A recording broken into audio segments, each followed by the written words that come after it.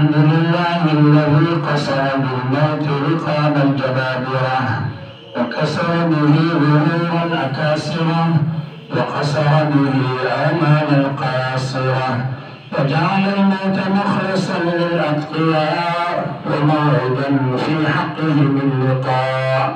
فله الإنعام بالنعم المتظاهرة وله الانتقام بالنقم القاهرة ونشهد أن لا إله إلا الله وحده لا شريك له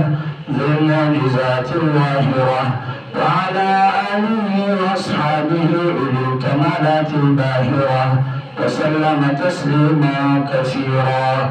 أما بعد فقد قال رسول الله صلى الله عليه وسلم أكثروا ذكر هذه من لذات الموت وقال عليه الصلاة والسلام إذا احتضر المؤمن أتت ملائكة الرحمة بحريرة بيضاء فيقولون اخرجي راضية مرضية عنك إلى روح الله وروحان ورب غير ربان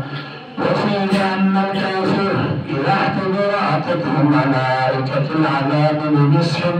فيقولون اخرجي ساخطة مسخوطة عليك إلى عذاب الله عز وجل وقال عليه الصلاة والسلام يأتيه ملكان فيجلسانه فيقولان له من ربك فيقول ربي الله فيقولان له ما دينك فيقول ديني الإسلام فيقولان ما هذا الرجل الذي بعث فيكم فيقول هو رسول الله صلى الله عليه وسلم وفيه فينادي مناد من السماء صدق عبدي فافرشوه من الجنة وألبسوه من الجنة وافتحوا له بابا إلى الجنة فيفتح وأما الكافر فذكر موته وجميع حاله على ضد ذلك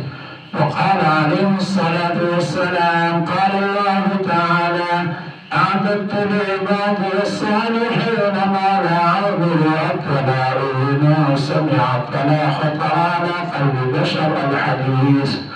وقال عليه الصلاة والسلام إن أهون أهل النار عذابا الذين علاني وشركاني من نار يغلي منهما دماغه كما يغلي الموجل ما يرى أن أحدا أشد منه عذابا وإنه لأهونهم عذابا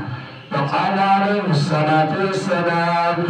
إنكم سترون ربكم كما ترون هذا القمر